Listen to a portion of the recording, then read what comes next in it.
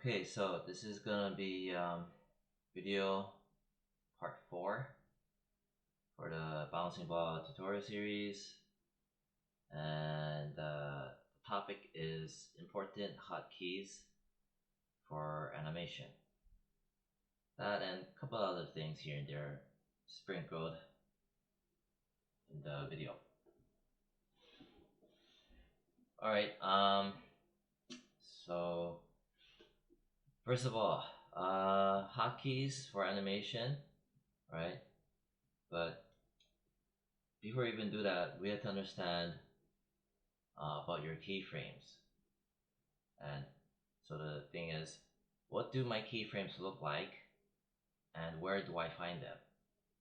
So first of all, you need to select any of these controllers.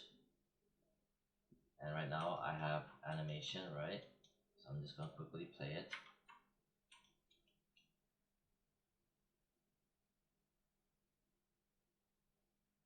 Right? And anything, for example, I'm gonna be over here. Red tick marks, as I mentioned previously, are your keyframes. Red tick marks.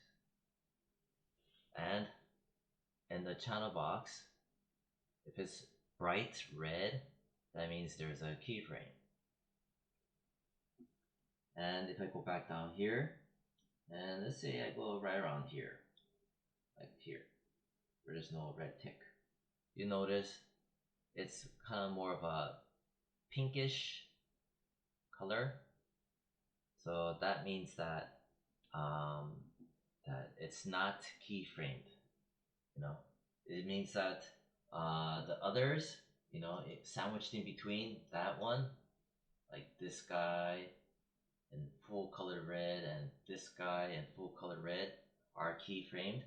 But like I mentioned before, in between these guys are pink. So you could say that this is telling you that, hey, there's a keyframe before and after this position. It's like an in between, and yeah, just letting you know that there's a keyframe before and after, but right now, not right now. Yeah, it's hard to explain this. It's knowing it and versus explaining it, two totally different things, man. All right, so it's just, I take it as like a warning that, hey, it's like telling me, hey buddy, just letting you know there's animation before and after. That's how I take it as. If it's kind of in light pink, like a transitional state. All right, good.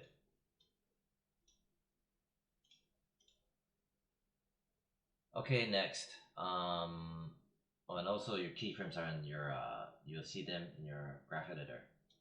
All these little dots. S, as in Sam, is to manually set a keyframe. So, for example, I'm gonna zoom out. I'm gonna go all the way over here, right? And I'm gonna grab my ball control. Okay, zoom out. Way over here, there's no keyframes right here. And if I go zoom out some more, I go wham, right over here. Right? As you notice, it's not in bright red. Over here also, there's no tick mark. But the moment I press S as in Sam, now it's bright red.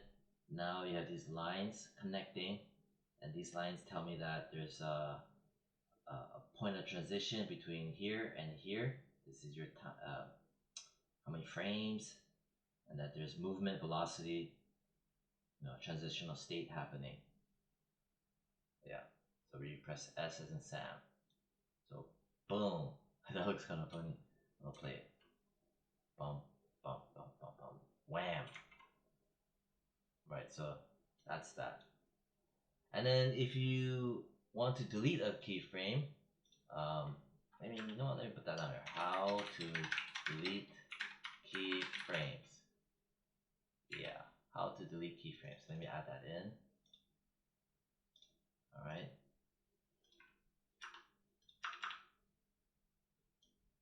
How to delete keyframes. So perfect example, like over here. I don't want this. Whatever you do not press delete in the 3D world. I repeat, do not press delete. Do not press delete. To safely delete it, there's a couple of ways.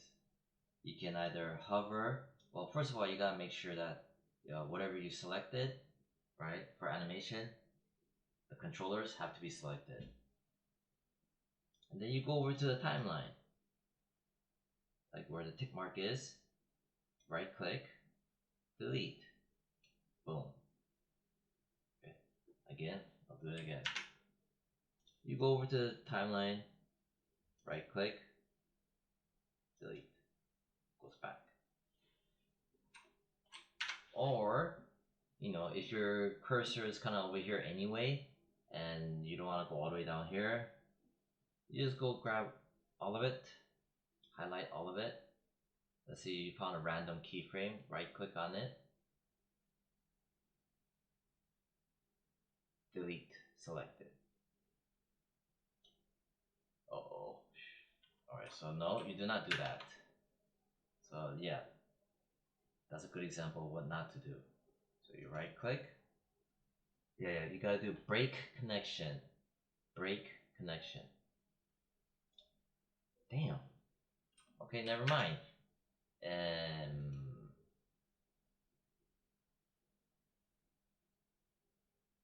Usually it's that. I've done that before. Oh man, that's a trip. I know I did this. Whatever. So yeah, there you go, man. Learn something new. Grab it from the graph editor. You can delete it as well. So those are your two main ways, and that's a good example of what not to do. You can delete it in the graph editor, and also delete it in your timeline. Press delete. Those are your two ways to safely delete keyframes, and not to do it in here. I could have swore this worked. Anyway, so that's that. And now I'm gonna cross it out. This one, also cross it out. I'll add delete either from timeline, right click, and right click and delete.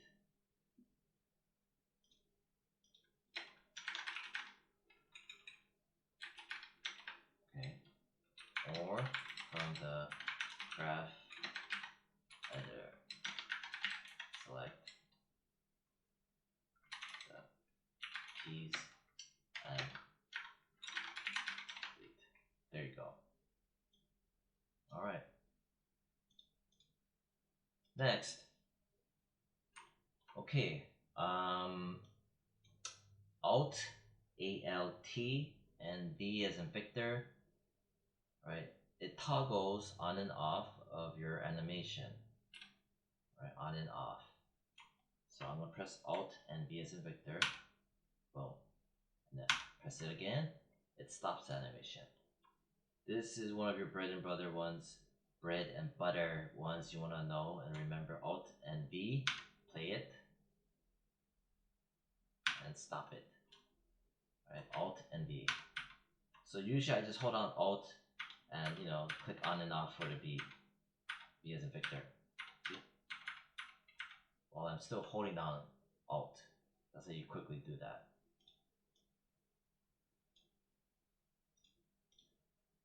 Alright, next. Your Alt, and this here is your that greater than less than sign, which is on next to your M as in Mary key, and in between also the question mark key. It'll be those two. And it's also the comma and the period. You see it. So I hold on Alt. Let's say I'm over here, right? I need to scrub my frames, right? I have to do some polishing, and I can either use my mouse cursor over here, but it's kind of a drag. I'm just dragging with my wrist, and just keep on doing that. It gets kind of boring, and also it puts pressure on your wrist. So you just want to hold down Alt, and if I want to scrub forward, right, I press this one, this sign, the less than sign. I believe this is your less than sign. So hold on Alt, and less than sign goes forward. Alt and the greater than sign, holding down Alt and then just tapping away at the greater than sign goes backwards. Goes to the left, and then Alt, greater than sign goes forward. Alright, so that's how you scrub. And this is the preferred way. That way you have like control of your page turning, your scrubbing of your frames. Or in traditional animation, they turn the page like that, right? So that's how you do that. Alright. X that out. Next, your time slider. So as you can see, when I play this animation, there's gonna be this long gap, right? And when you're keyframing, because if you remember at the beginning I said your maximum amount is 240.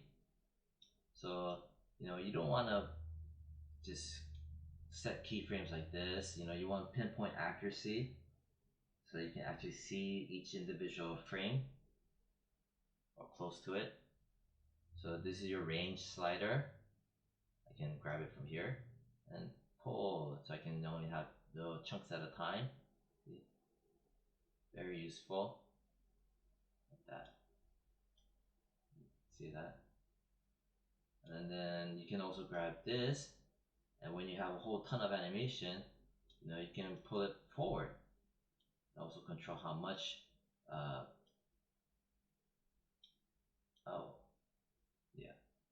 how much frames. See that?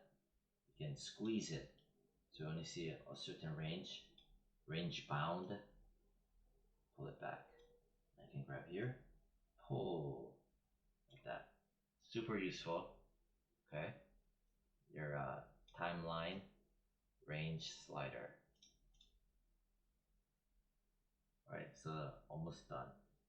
How to safely and quickly grab chunks of your animation keyframe within the timeline. Okay, and why would you do that? Because you can either add more frames or take away more frames, all within the timeline. I'll give a perfect example. Number one thing is make sure you grab all your keyframes, not all your keyframes, but your controllers. Okay, that is number one. Make sure you grab it all. A lot of times I do it twice just to make sure. I'm going to zoom out here, and this here's all my controllers. I'll talk about that later.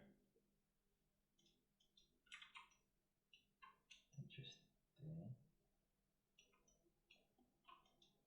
Wait 1 second. Let me just, okay. Let me just check something out. Okay, I think that's everything. One moment. Alright, I'm gonna just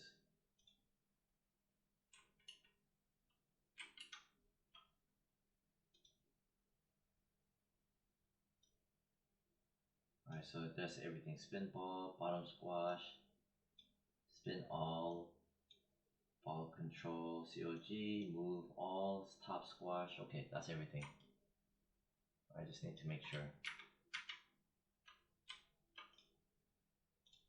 Okay, let me just pull this down. Alright, grab everything, zoom out a bit.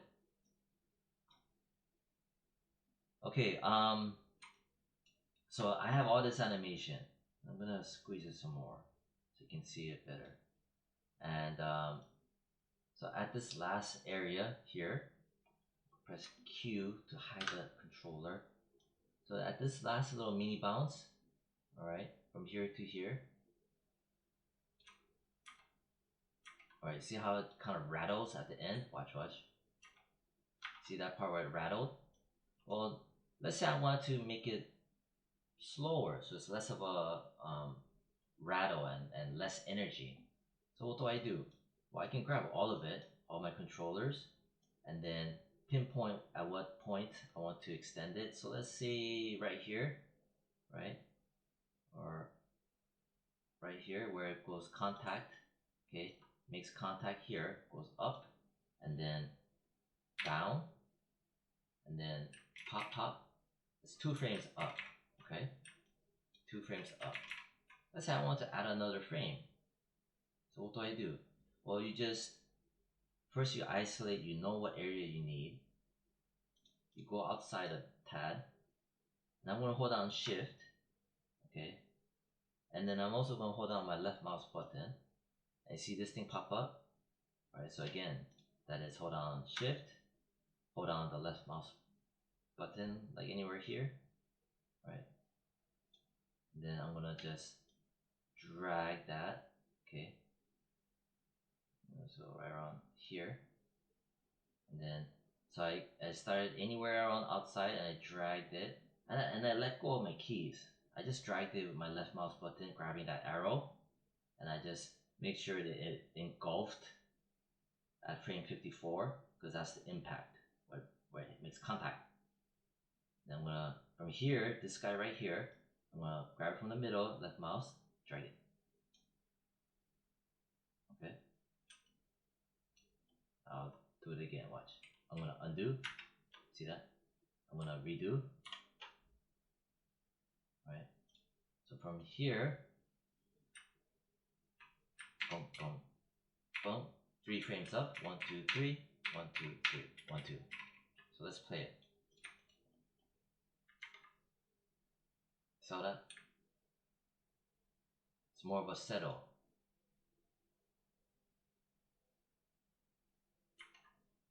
Alright? So as you can see, 1, 2, 3. Whereas before it was at 1, 2, right around here. 2 frames up. And then 2 frames down previously. Let's say I wanna, let's do one more. Let's say this 1, 2, 2 frames down, 1, 2. Let's say I wanna add extra frame to kind of to make it like a buffer, so give it some 1 frame extra coming down, so it's not as much of a hard fall. So you grab everything, right, and then I'm gonna click outside here. I'm gonna hold down shift, and I'm gonna left click. Okay, that pretty much activated it, and I let go. Then since it's activated, this arrow, I'm gonna drag it so it engulfs. You could even touch that, see? And then from here, that one, left click on it, drag it, right? See, because it grabbed it. So now up, and then 1, 2, 3. See that? I added that. That's how you quickly do that and safely. See that? See? More of a gentle settle. See? So that's how you do that. Okay. And yeah, if you, that one you want to know, 100% you want to know. And you want to also grab the whole thing. And there's a strategy to laying keyframes. There's a fundamental strategy to laying keyframes. Yeah. And one last thing. Okay.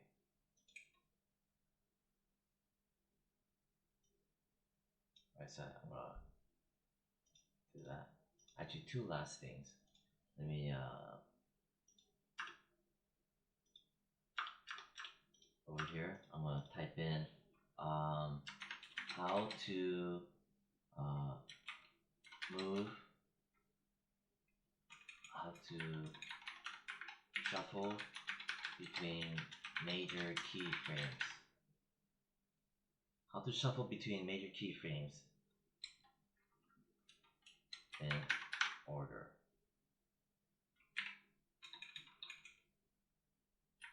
And sequential, is that how you spell it? Sequential,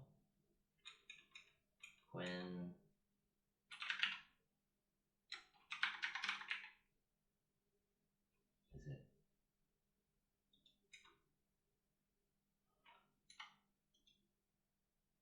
Okay, so to let's see here, we look here, and you see how I'm doing this. So I see my major keyframes, right? To shuffle between major keyframes or to go backwards. This is different from this. See, when I taught you guys to scrub each frame, right? Whereas this is going between major keyframe set, your landmark keyframes. So in order to do that, you just it's the same keys, you know, your greater than and less than, right? But without the alt, right? See that? Yeah, without the alt. That's basically that. Okay, use these to shuffle between major keyframes. Pop, pop, pop, pop. That one is also another major one you'll be using, bread and butter tools. Okay. Alright, so we covered that. Glad I didn't miss that. Alright. And then, ooh, you know what? Let me not do that so you can see it. Lastly, always make sure that the snap time to selection is unchecked. And I'll show you that. It's under graph editor. Okay. So you go to your graph editor, your select tab. This, make sure it is unchecked. You could easily check it on because it's using the Alt key, right? And then the /. Okay, so you can accidentally turn it on. This will drive you mad. Always check to see this is unchecked. Always make sure. And I'm going to turn it on for now so you can see the problem it causes. I'm going to turn it on to show you what problem it does. So for example, I'm going to zoom in, or it's just 22 minutes, I gotta finish this up. So let's say, I don't know, right around here, right? I want to do something, right? And then, how do I mimic that? Right, so, okay, you saw that? All right, I'm gonna show again. So I'm over here, okay? And this is my highs. I have my COG controller selected, center of gravity. And I'm gonna try to manipulate the curve, right? This handle, right? But you notice this yellow line. I want it here, okay? But the moment I do anything, like select this, okay, or that, anything, it snaps. Basically, it'll snap to somewhere else. See, let's say if I grab that handle. See what it did? Again, I'm going to say go over here, and I'm going to grab this handle to manipulate my velocity of my curve. Watch, watch. Watch this thing snap over. Probably over here it's going to snap. Or it does that. Right? That's what that thing does. Select it again. Boom. It'll snap it. So you want to have your select, snap time to selection, set it to turn to unchecked. So now if I go here, right, see what happens? It behaves normal, right? So again, have this unchecked. It will drive you insane. Alright, so that's everything. So that's what, 24 minutes. Okay, yeah, and that's the end of this bite.